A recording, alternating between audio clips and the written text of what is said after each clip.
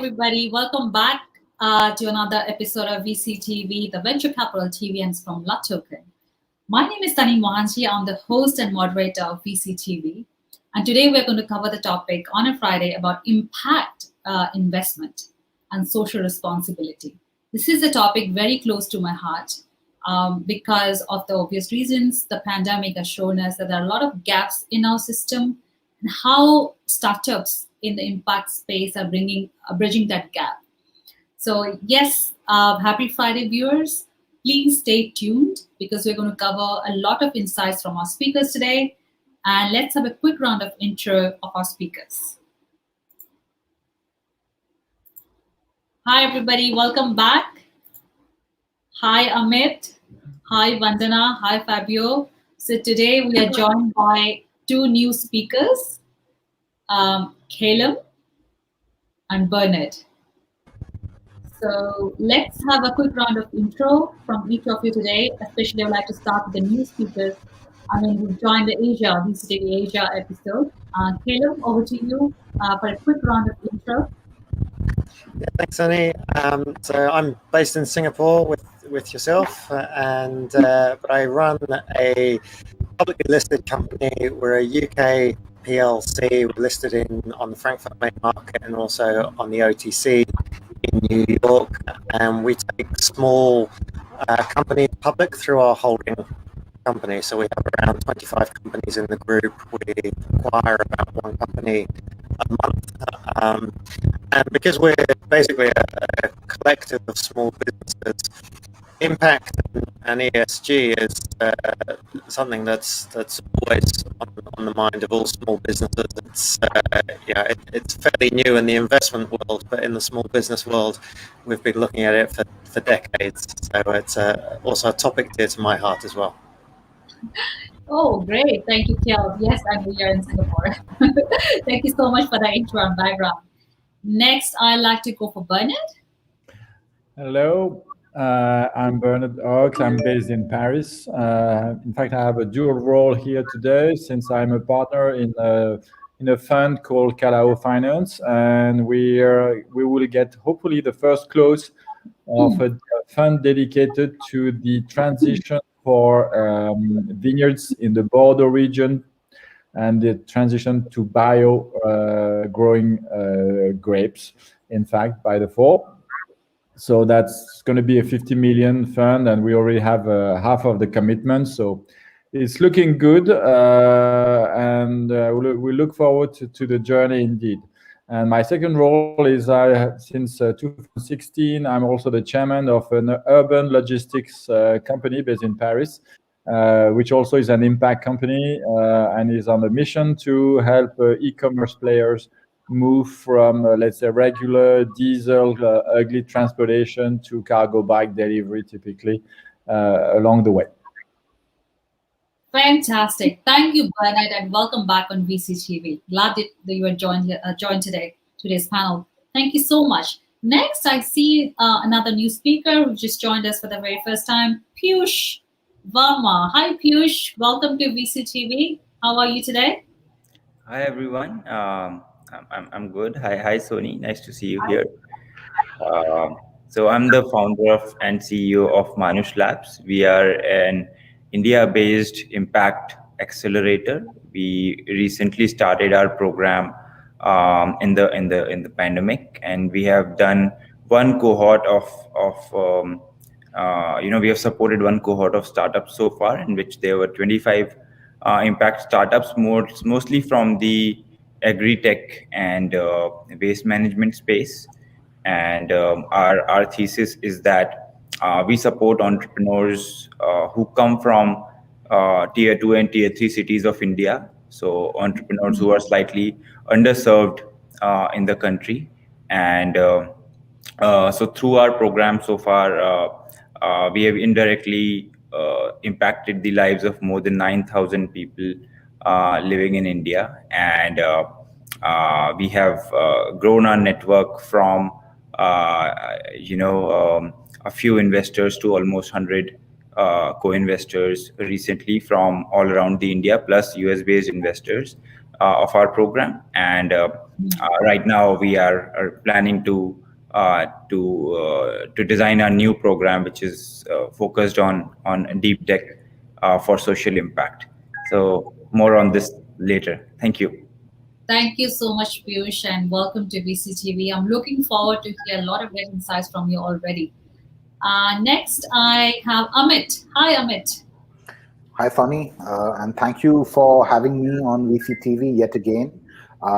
Look, a quick introduction. I run a venture capital fund that's into the impact space, domiciled in Dubai. It's a $50 million fund that aims to invest in alternative proteins and alternative dairy companies across the world.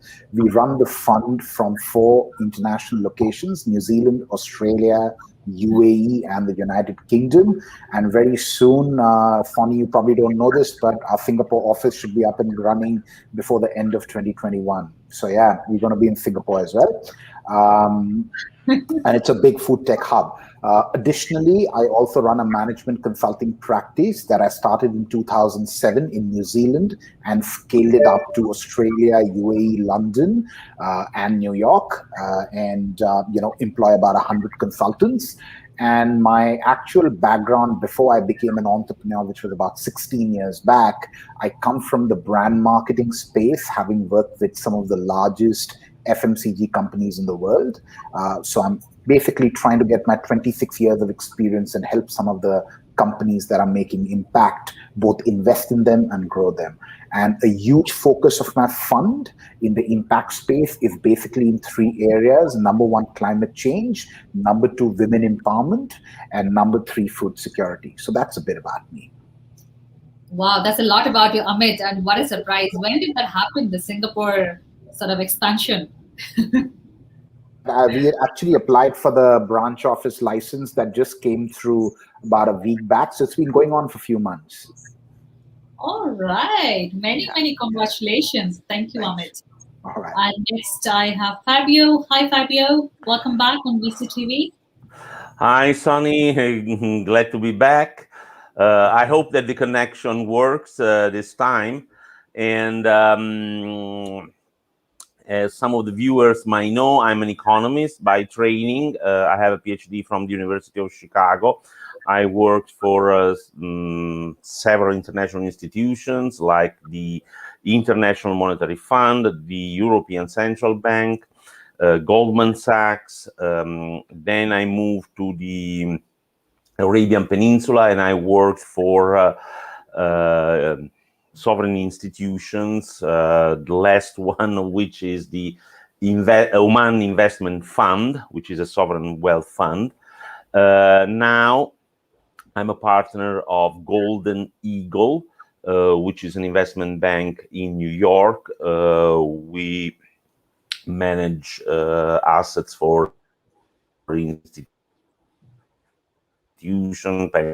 pension funds.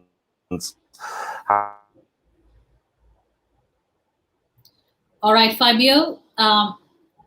Okay, let's move on to the next speaker. Last one is Vandana. Hi, Vandana. Welcome back.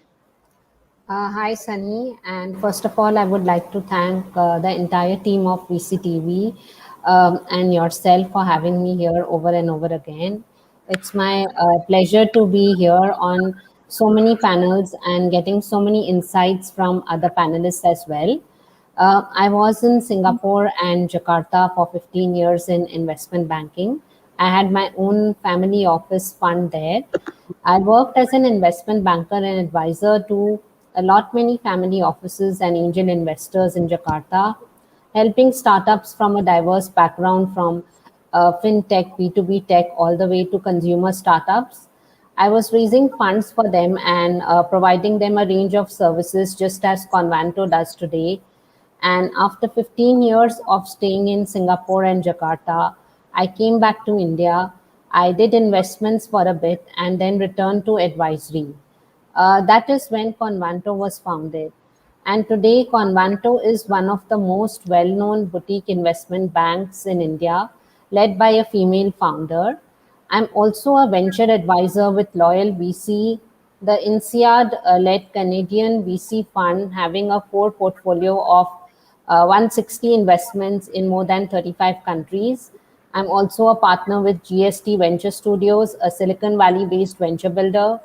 And over the years, I've arranged funding for startups and growth stage companies in diverse sectors like edutech, fintech, consumer B2C and B2B, agri-tech, health tech, food tech, disruptive tech, and deep tech, as well as non-tech sectors.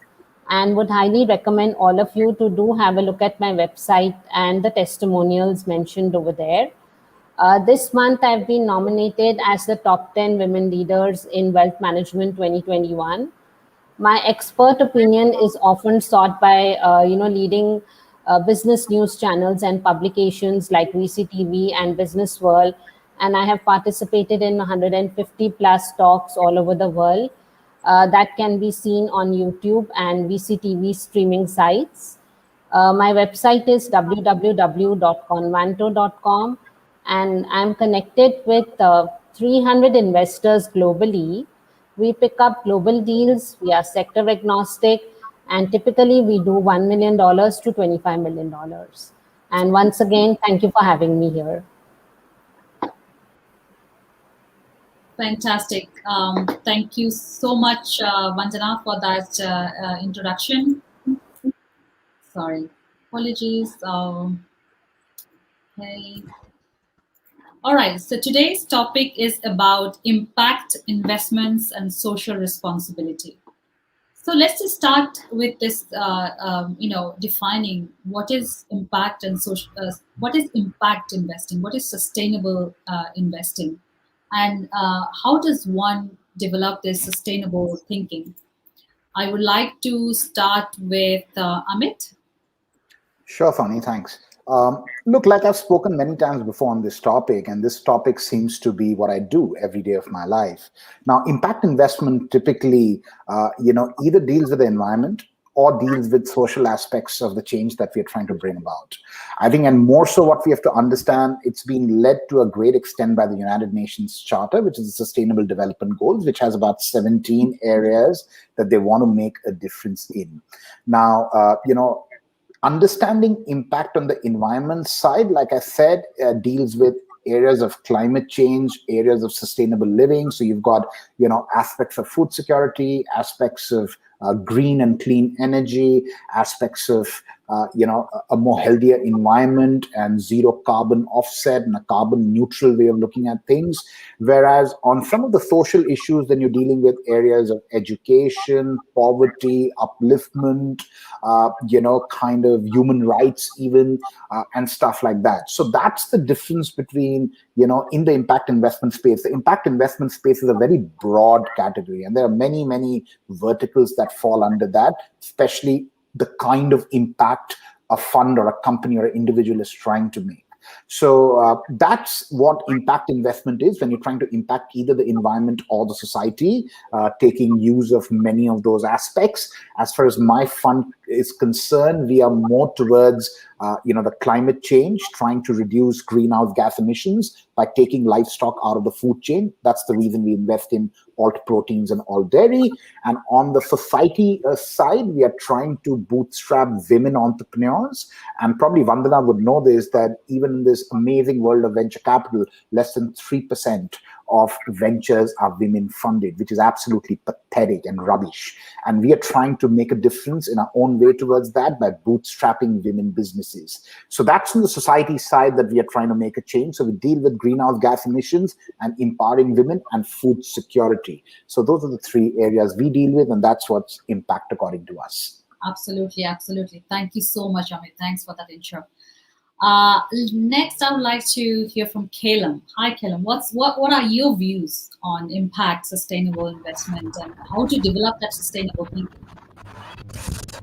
Thank you. So I think that was a great overview from Amit. You saw how diverse it is. I think so, Calum, sorry to interrupt you. I can't hear your voice really clearly.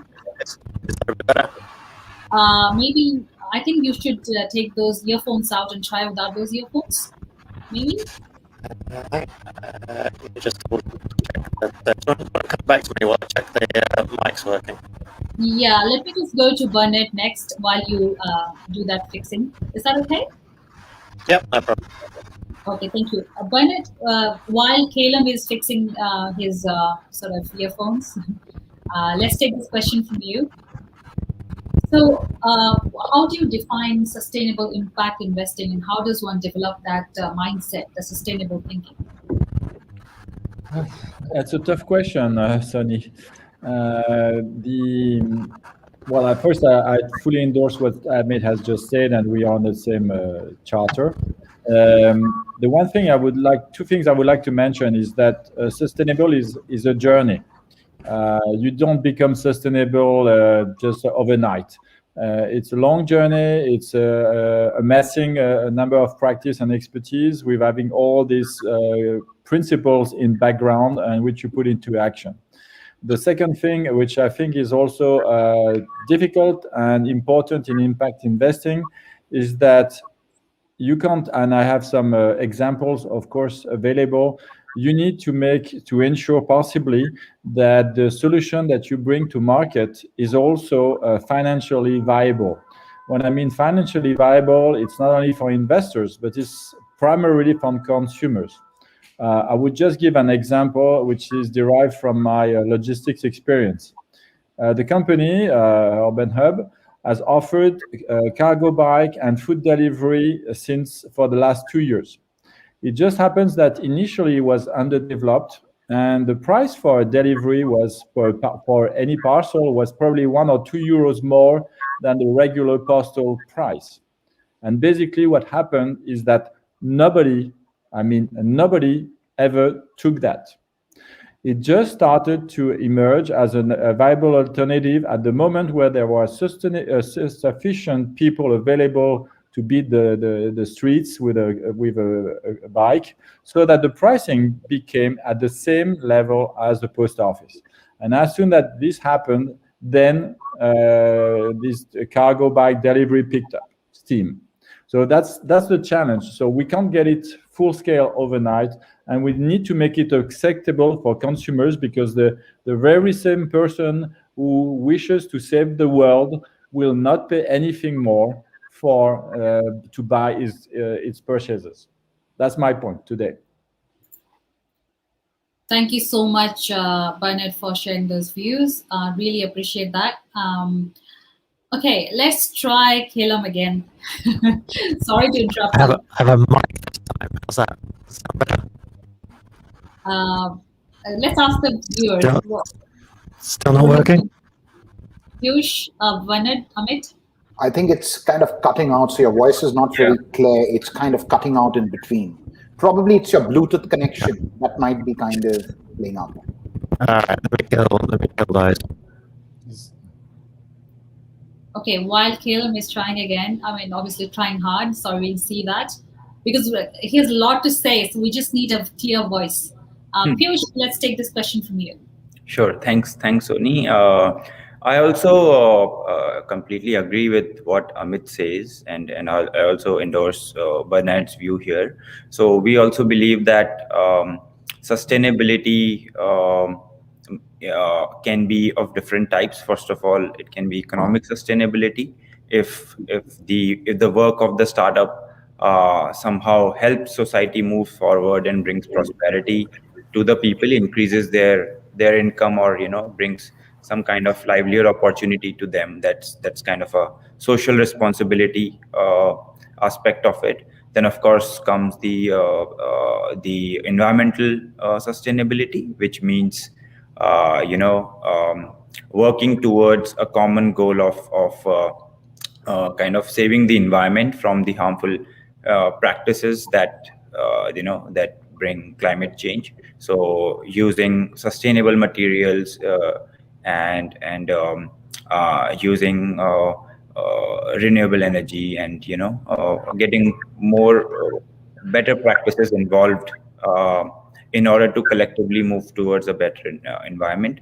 And of course, there is another part of this entire sustainability concept, which is more towards equality. So gender, of course, is an important part of it that we see as an important part of our thesis. And along with gender also comes regional equality. So, for example, our thesis is more about giving equal opportunities to entrepreneurs from even the remote corners of India. And like in our first program, more than 60% of the companies came from small towns and cities of India, which is a region largely untapped and not supported so much as the metro cities. So also a statistic that I would like to put here is that 90% of India's venture capital goes to only 3 large metro cities, and around rest of the almost around 80 to 90% of the cities share only 14% of venture funding, which is a staggering figure. And it's not just in India. Also, if you see in the US situation, majority of the funding goes to 3 states of New York, California, and Massachusetts.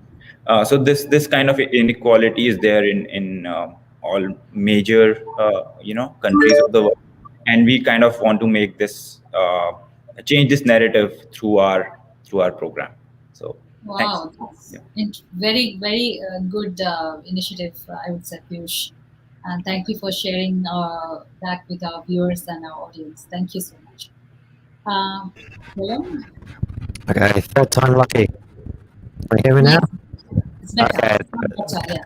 There we go. Great. Well, I mean, actually, I get the advantage of having Bernard, Piyush, and Amit going ahead of me, and I think while they each did a brilliant job of explaining the impact investing and all of the different elements of it, I think part of the challenge that we face as an industry or as leaders in this industry is it's still incredibly difficult for investors to get their heads around how that it's such a wide topic. How do they get into this? How do they back which companies are doing the right things? Are these tangible goals that can be tracked? And now clearly the United Nations Development Goal has given us all a framework that is very useful, but I think we're still, this is very, very early days.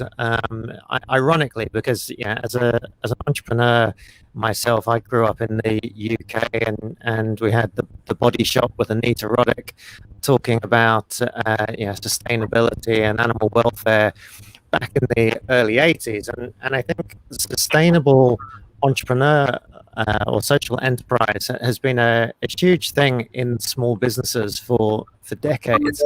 And it's only really in the last few years that I feel that the weight has really shifted into the investor community. And I think it's for the first time it's coming from a more genuine place, and I think that's a fantastic result for all of us.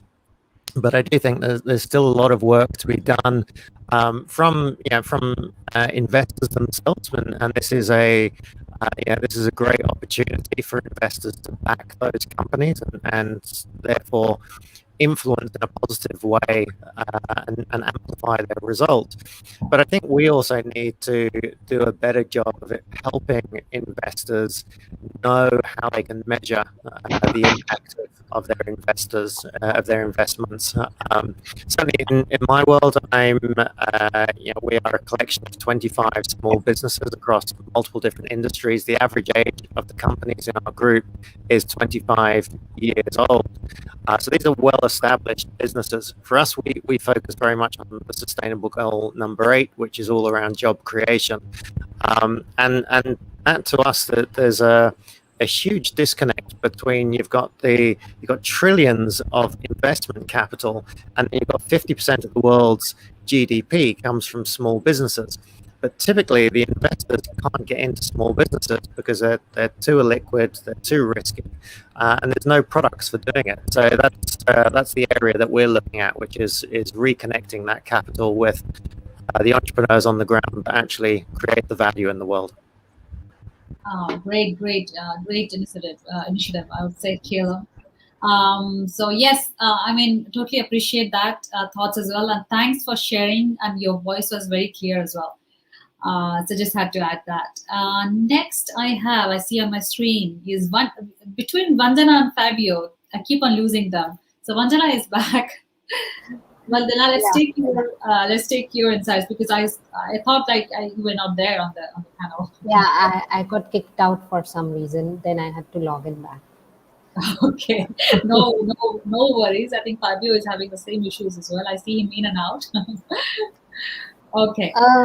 So, Sunny, we can think of impact investments or sustainable investments having two aspects. Firstly, it involves, intentionally making investments with the aim of creating a measurable, beneficial impact on the environment or on the society. Secondly, it should also earn a positive financial return. And India is one of the first countries in the world to formalize the role of corporate social responsibility through the Companies Act, which I believe is an extremely crucial change. And considering, the current COVID-19 pandemic, a lot of impact investments in CSR, corporate social responsibility, are being made towards the healthcare sector, especially for COVID relief. And apart from healthcare, these investments can also be in the education sector, agriculture sector, and the energy sector, especially renewable and clean energy, which is India is in need of at present. Right. Great. Thank you so much, Vandana, for adding those insights. Who we have? Okay, we have Fabio as well here. Fabio, hi. Are you here?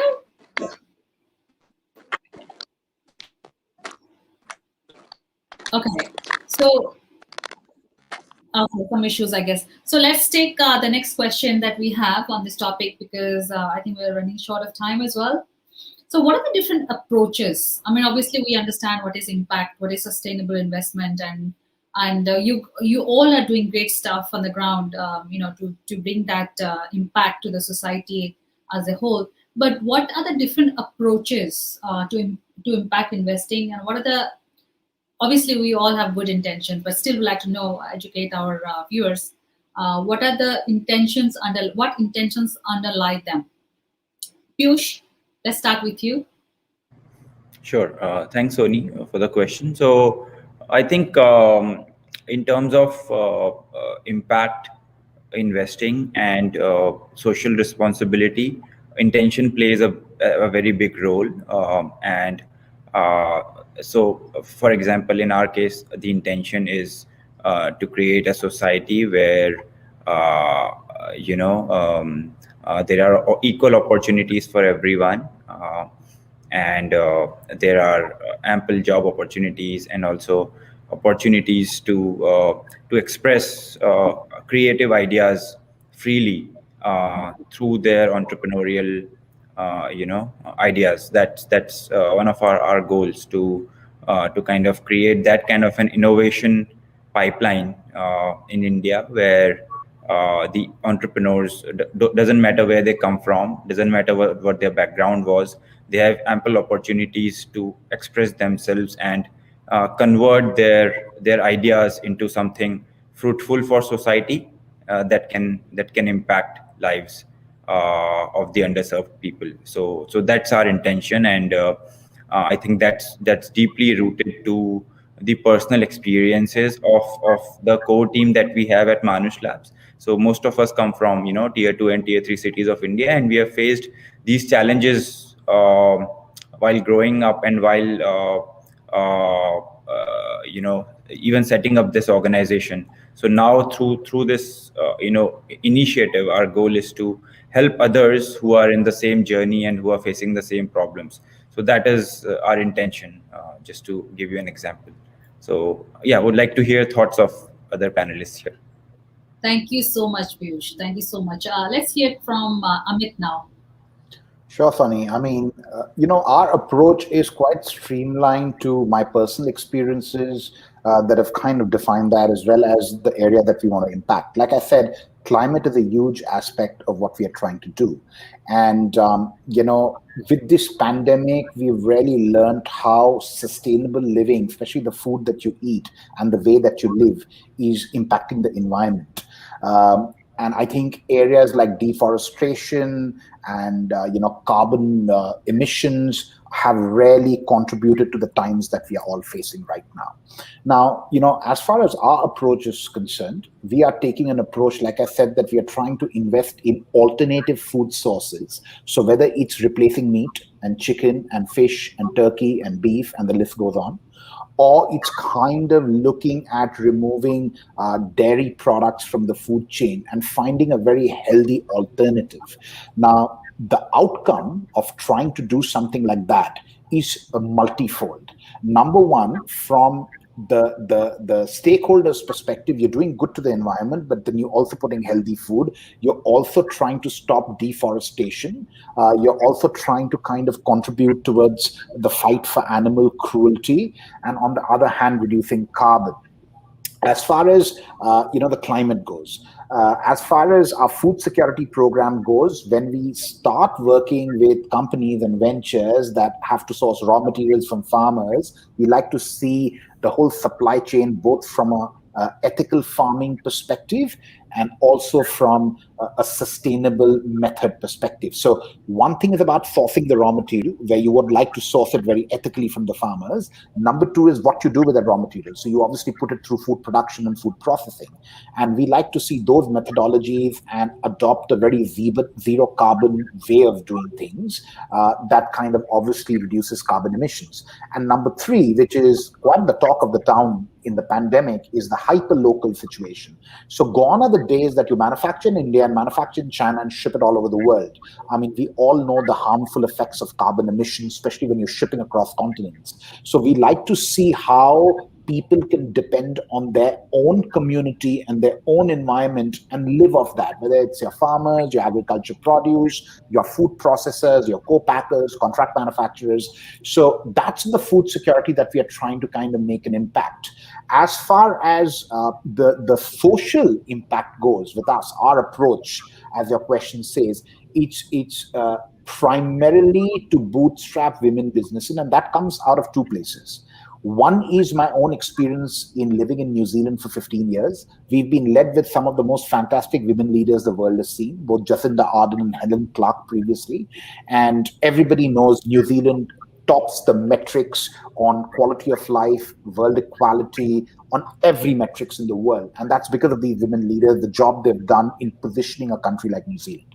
The other side of this is a personal story. I've been a single, I've been a single parent child. My mom, my aunt, and my grandmom raised me. I lost my father when I was very young, and I'd like to believe that they did a fine job. So from that aspect, we are trying to get that social change in the system in our small way. So these are the three approaches that we are taking on climate, on society, and on sustainability. And I think, like a lot of panelists say, sustainability has to be sustainable. If your venture is not turning over economic profit and economic viability, you cannot sustain your goal, your vision, your passion, and the greater sustainability. So that obviously is an overarching phenomena in terms of our approach. How do we make all of this very profitable? Absolutely. I mean, that was my next question, but thanks for adding that on, Amit. Next, I'd like to hear from Bernard, his views.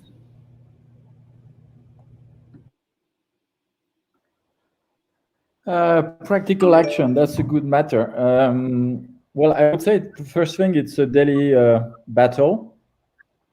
And what we see as a pretty effective approach is, in fact, as I used to learn earlier, is you get what you measure.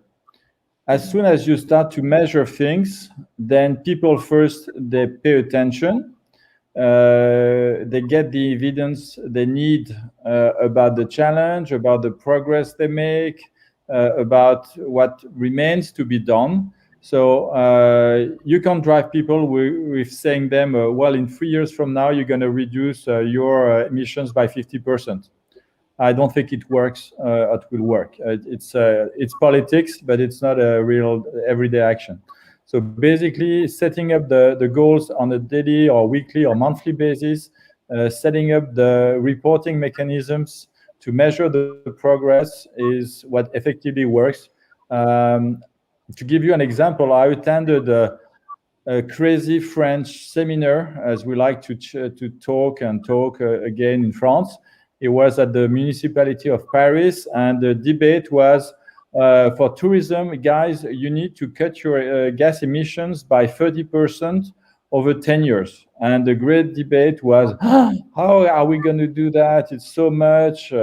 And nobody paid attention that 30% over 10 years in compound rate is about 2% per year.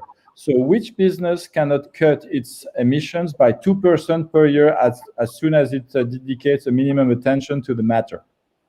So that's where we are today. It's just crazy on some accounts, because as a leader you would say, or as an entrepreneur you would say, this is my goal, this is a corporate goal, I would like the team to do that. And on a daily action, when you go down to your employees, to your customers, well, it gets more complicated. So basically, I believe in metrics. I believe in measuring, because measure is the founding factor for management. And the last thing, which I think we need to do some better work also, is to explain and use the numbers to explain things to consumers as well. I would take two examples which well, are almost commonplace. One is the latest one, let's say. The latest one is the frenzy in Europe about online grocery. Right. There has been 1.3 billion euros invested in grocery companies throughout Europe, and they are all fighting to get market share. So in Paris lately, if you buy for 15 euros of online grocery, you get 10 to 12 euros discount on the order. It's just crazy. So, and they promise 10-minute delivery. So so I assume that if you are an elderly people, of course you may use, if you can use a smartphone, indeed, you may use the grocery service. If you are a young person, and it's almost scatters to the 20, 30-year-old people category, who is not able to walk 10 minutes to get a bottle of whiskey or snacks or whatever. So instead of doing this type of little effort, you get people who are rushing in the dark store to collect the items, to make sure that somebody who's risking his life on a bike is going to deliver in 10 minutes. So for me, it is just plain crazy. And we're not going to have any impact solutions in this field. And it almost is in sync with what people like, sorry, but again, Amazon has, let's say, put into our hearts and minds, is that we can get everything almost immediately. So if you need a blood transfer, okay, you need to rush. That might be very critical. But if you need your pair of sneakers, why can't you wait another day and not get it right away? So basically, this whole, let's say, trend is going against impact investing and sustainability. So at the same time that we bring sustainability principles into the companies we invest into, well, hopefully somebody, and maybe the UN or whichever body can do that, is to explain and in simple words to everybody, to the man in the street or the woman in the street, that they can wait a little bit. Waiting is part of the pleasure sometimes before you get something delivered. So that's my take on it. Sorry. No, but a very good example. I'm just wondering if on a $50 order, you are getting $20, $30 off discount, and everybody is fighting for a market share. So does that tell me that there is a lot of demand, that a lot of people are expecting quick delivery, that they are not ready to walk for 10 minutes to get their sneakers? I mean, why would that be a competition and so much competition for a market share? I mean, I'm just thinking aloud. It's a matter of land grabbing in the first place. Also, the market is huge in the first place. So you're probably familiar with the likes of Deliveroo and Uber Eats. And the market for grocery is 3 times to 4 times bigger than the market for meals. So basically, it's a big opportunity. Some investors have seen it as an opportunity to, let's say, encroach into the positions of the traditional retailers. And Well, why not? Of course. But at the same time, it caters to the appetite for convenience of the younger population. That's the way it goes today. So it's appealing, and of course, it's only about land grabbing. So if you have 10, I would say I could count roughly 10 companies in Paris struggling today to get this off the ground, and they are basically subsidizing customer acquisition. In the end, it's going to be like ride-hailing companies. There's going to be one or two remaining alive, and there's going to be a lot of money purely wasted, because there is no customer loyalty in this field. It's all about price, all about convenience. The sample of products is going to be limited, so that means that there is no room for local producers. There is no room for, let's say, the companies like the ones Piyush would like to see us promote, because they don't provide the volume, it's too far away, whatever. So basically, it's restricting choice for only a small number of categories, and only the big brands can do that. So I don't see where it's going, but at the same time, it's happening. Right. That's a very good, very, very good example to share with the other speakers and our audience. Thank you so much, Bernard, for sharing that with us and our audience. Okay, next, let's go with Calum. Again, the question is, what are different approaches to impact investing, and what intentions underlie them? Yeah, thanks. I think Bernard stumbled on what's a very interesting fact, taking us right back to this whole idea of impact investing.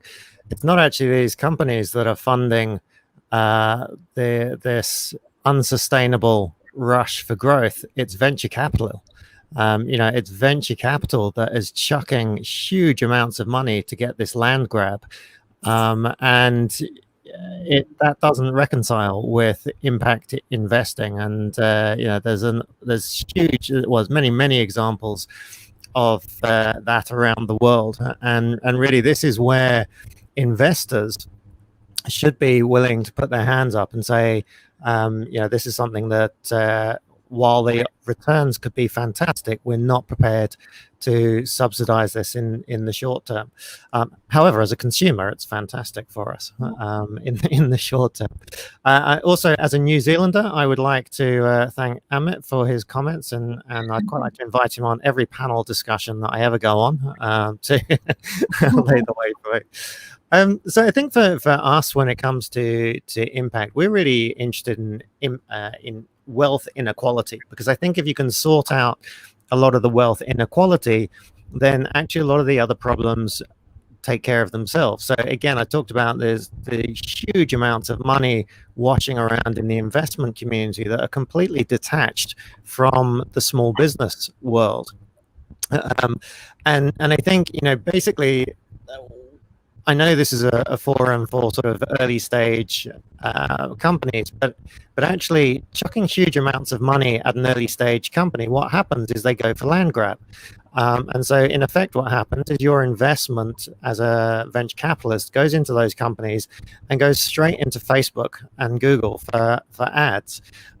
Whereas if you put that money you find a well-established small business in the community, more often than not, they're turning down work because they can't keep up with demand. They don't have the resources. You give a 40, 50-year-old veteran an extra $1 million in investment, they know exactly how to deploy that to add jobs. So we've got companies in our group that are 30, 40 years old. One in particular, adult education, is booming at the moment. They've added 60 jobs in the last 6 months. That has a far bigger impact on their communities and on the economy than a 23-year-old inventing another Flappy Birds app or something along those lines. So I think that wealth inequality is a huge part. What I do find both very encouraging and disturbing in 2021 is how many of our panelists are focused on diversity, and specifically around women and women entrepreneurs. And I think for any company or investment or investors that are watching this, if your company doesn't represent your market, you've got to get that sorted out before anything else. If you are an investment company full of white middle-aged men, you really need to fix that problem first and foremost. And it pains me that this is still a discussion point. I mean, well, we made a very conscious decision. Some of the best businesses I know are run by women, and we made a very conscious decision to make sure that our board was at least 50% women. And actually today it's more than that. We've got 4 women on our board and two men. But in the world of publicly listed companies, we are an exception. Yeah, I think that it's great to hear that so many of the panelists are focused on this area, but it's also painful that this is 2021 and we're still having this conversation. I mean, that's 50% of the world's population. Why on earth do we have to put so much effort into this? So that's frustrating, but I think that if you can get that one piece tidied up, a lot of other things come with that. So yeah, round of applause to those that are actively working in that space. Great. Thank you, Caleb. I understand the frustration, and also you rightly pointed out, like, it's 2021 and we still talk about how to bring diversity, especially having women in the board, advisory, founding team. It is frustrating, and we really do not know when is that going to end. But kudos to you, thanks to you for having, sort of being a public listed company and having women leadership in your team. That means a lot. Thank you. Let's go to Vandana, the only women speaker besides me as a moderator. Vandana, over to you. Thank you, Sunny. The thing is, there is a need for these sustainable investments which can help in reducing our carbon footprint and carbon emissions and reducing the adverse environmental impact. And in India, almost 90% of the energy is derived from, burning coal, biomass waste, and petrol and other fuels, and only 10% of it is renewable, which is extremely low. This impact can be affordable if there are greater investments by VCs and investors in biofuels, in clean, green, and renewable energy like solar, wind, or any other energy efficient sources. And recycling of plastics and other waste are also important sectors where one can invest for environmental impact. And also, as all the other panelists said, that we need to realize that there are actual financial benefits that can be achieved through investments that help in achieving gender equality. And there are reports by McKinsey which say that a move towards gender parity in economic participation can raise India's GDP by 16%.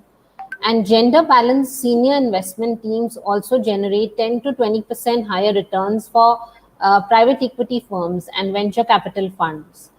And apart from financial gains, there are invaluable human and social gains that can be achieved through, gender equality.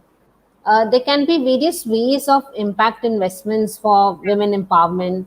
They can be, micro loans, micro saving services for women that could help boost more women entrepreneurs, funds which exclusively cater to women or have, women as the majority of their clientele. And also support can be extended as a part of CSR to women belonging, groups, and also those individuals desiring to enter into enterprise activities. And the support could involve financial training and, marketing components, etc. So, this is what I feel about it. Right. Great points there, Vandana, as well. Thank you so much for sharing those points. I'm just a little conscious of the time, but this panel is fantastic. Like, a lot of great insights coming out of this panel about impact investments.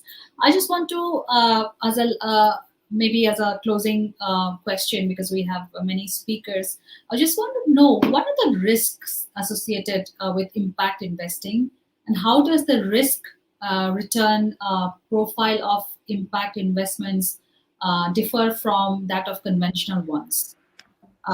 Maybe Piyush? Yes. Sure. Thanks, Sony. It's a very relevant question because impact investing is full of risks. First of all, because of the speed, at which you typically get returns in the in the venture capital world is not the same in case of impact investing. So the investors have to have the patience to understand that these kind of projects take time, and there is no kind of a quick return. So that is probably the biggest risk, which is also in some way you can say a good quality. We need to have patience, we need to support the entrepreneurs and work with them, and understand the needs and requirements of the impact world, that to create a sustainable and long-term impact, it takes time. And so if we see example of any conventional startup that is, let's say, serving a particular section of society, let's say the urban elite of India. So these people, the users, are very well educated. They can use your product easily, and they can be returns quickly if the product is good. But in case of impact investing, in many cases the users are not well educated. Let's say you're serving the rural population, or people who don't speak English fluently. So in that case, the scalability component is different. So your product will take a lot of time to scale, to penetrate to the remote parts of the country, and to the users who are not familiar with English and who are not very well accustomed with using tech products. So in that case, the speed of scale differs a lot. So I think that is the risk that I've come across. Would love to hear thoughts of other panelists also. Thank you. I think very rightly pointed out, Piyush. I totally agree. I mean, the target masses, the consumers that you're targeting, are absolutely not tech savvy. Absolutely, totally agree, and that's the big risk. So yeah, let's hear from Amit. As you rightly said, Piyush, let's hear from Amit what he's got to say about the risk of impact investing. Yeah, sure. I mean, one of the, building on Piyush's point, it's got a very relevant point. When you're trying to make an impact both on the climate and the society, it's not an overnight phenomenon. It just can't be. And in the vicinity that I function in, venture capital, whether we like it or not, it's much about return with investors. And the patience is as low as 5 years. Beyond that, the impatience starts coming in.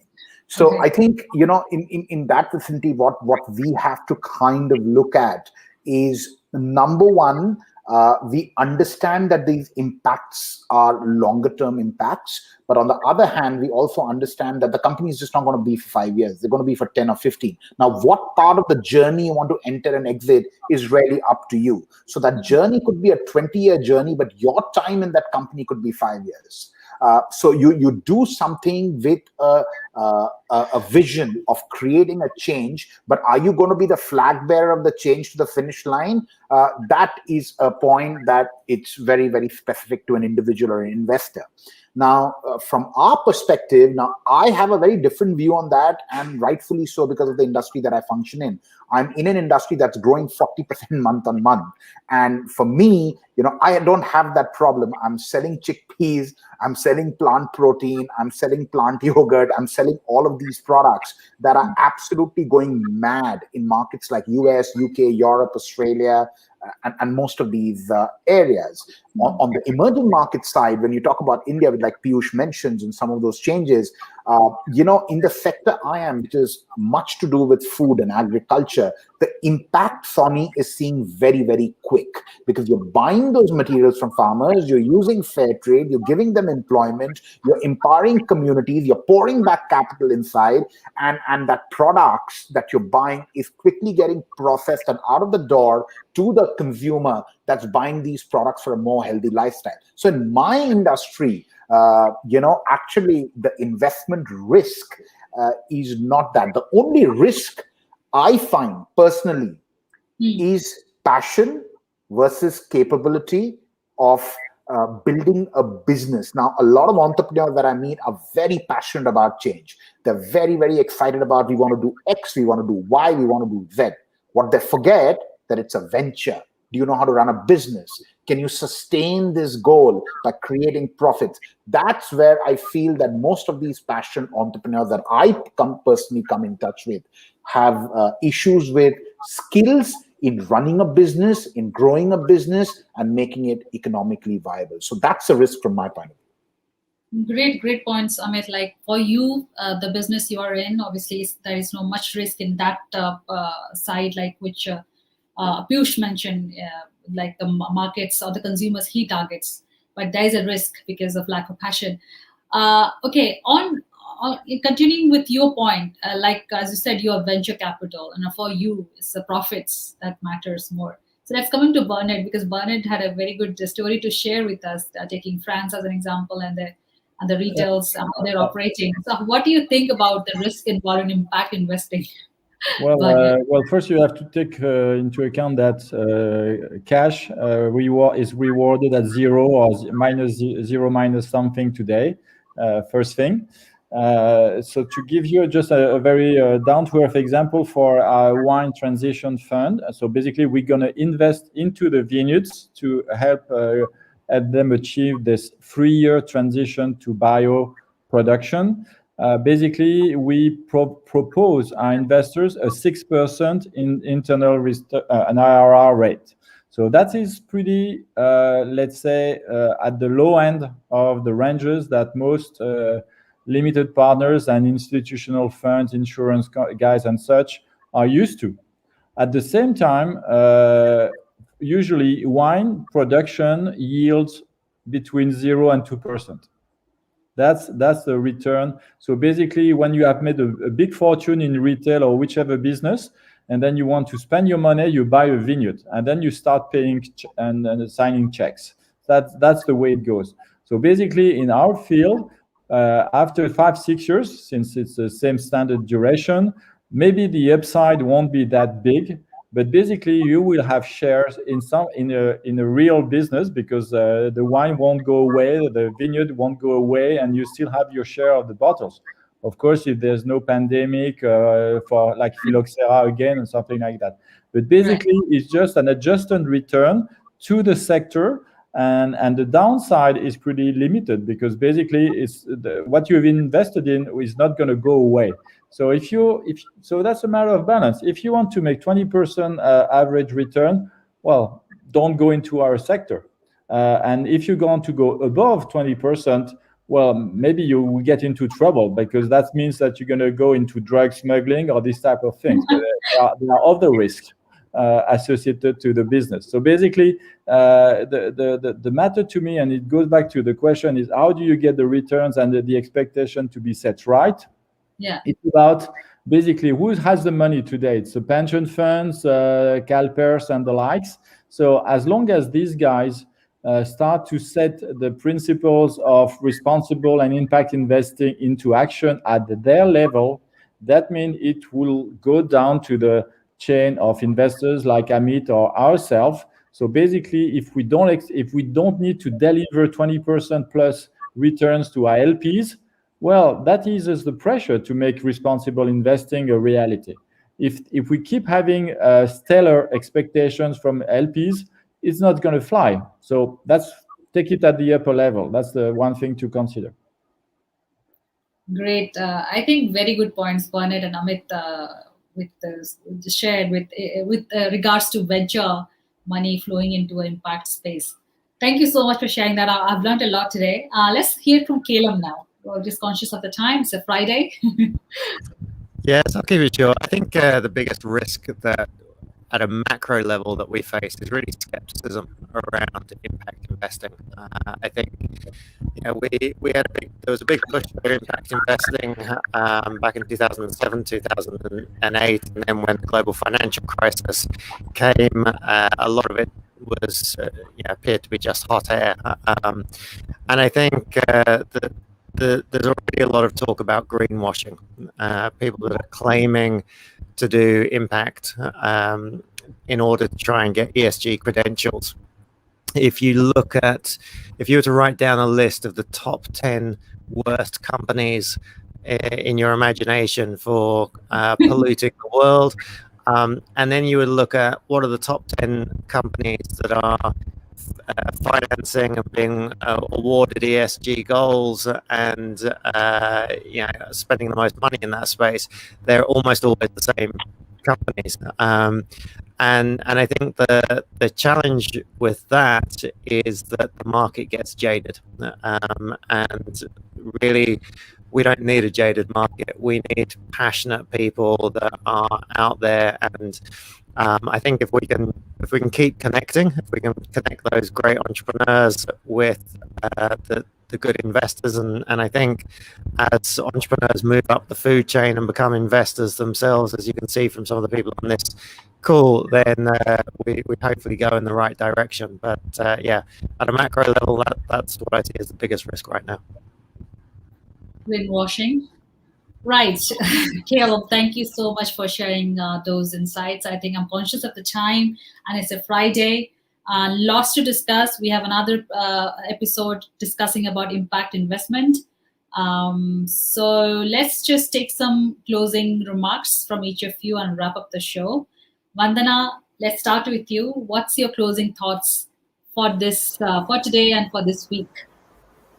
I think wish you all a happy Friday. Stay positive, stay happy, and nice to see all of you smiling. And I could be reached out on LinkedIn or on my website. And thank you for having me here.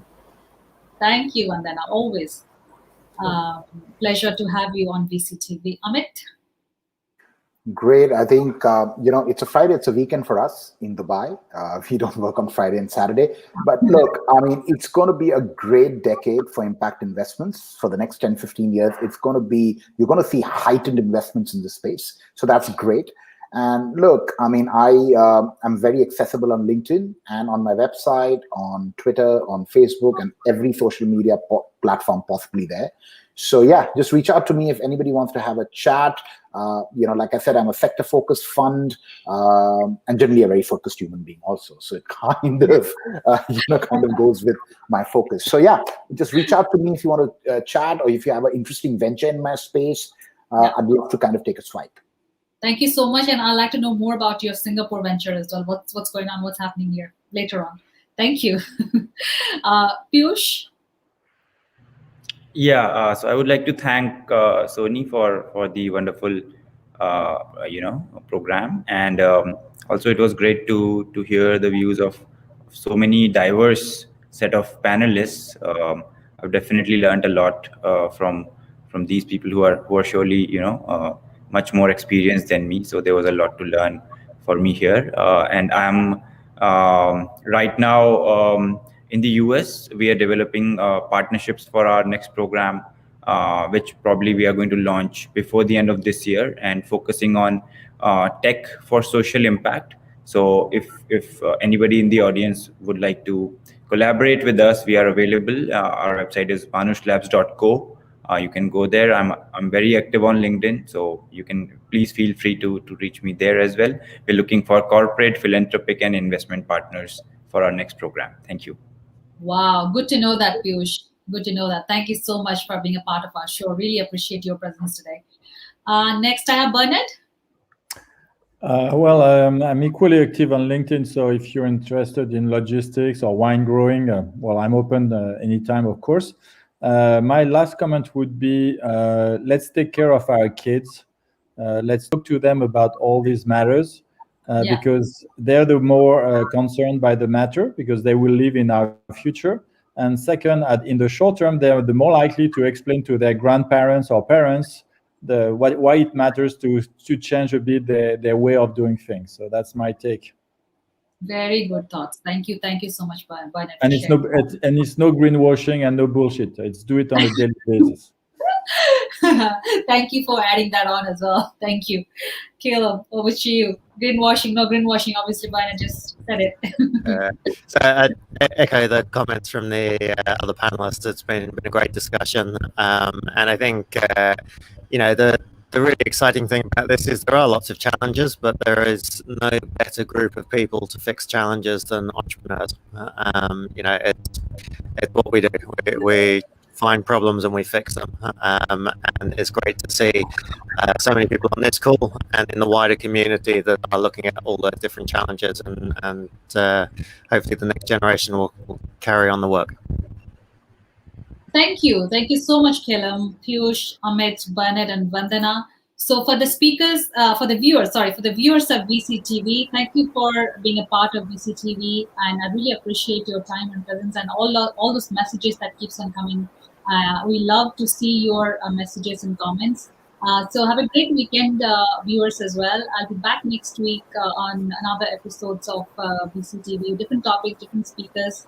Until then, I would like to say, please stay connected, stay happy, healthy, safe, and I hope to see you all back again on another episode of VCTV. Till then, take care. Bye-bye.